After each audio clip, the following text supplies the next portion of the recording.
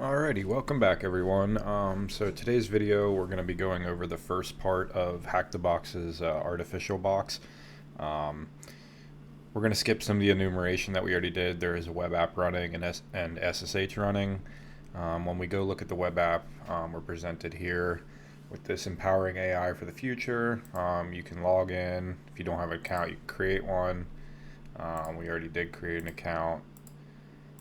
Once we get logged in here, we can see there's a requirements txt file and a Docker file. These are, when you pull these down and look at them, you're going to see Tensorflow is currently installed in the Docker image, and it's running a version that's susceptible to an RCE. It's running 2.1.3. Or wait, correction, it's actually 2.13.1 for Tensorflow.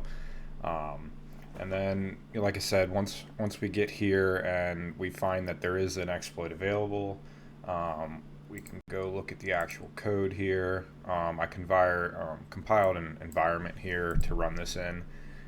So basically, here's the Python code that was pulled from a GitHub page. It's going to be doing some OS commands, and it's going to be spawning a netcat shell here, listening on port 6666. So once we have the code, the next step was we ran that Docker file that we found, and now we're inside of that Docker image, and we did a shared volume here so we could run the code from our host on the Docker image. So as you can see here, we have our TensorFlow. Let's go. And that was the code that we just showed on the last tab here. So now it should have spawned a H5 file. So we can start our netcat listener here. And now when we go in and we're logged in with the account here, we can choose a file to upload. This is our malicious package. Upload it, and then when we view predictions, this should actually fire off, and you see how it's hung up here. That tells me that we got our shell.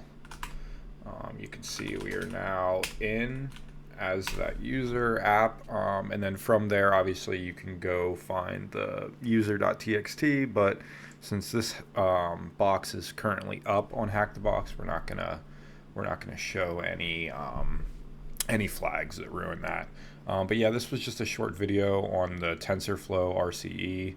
I wanted to show it off just to get a little kickoff to the series here. I haven't posted much lately, so we're going to be ramping back up with some videos here.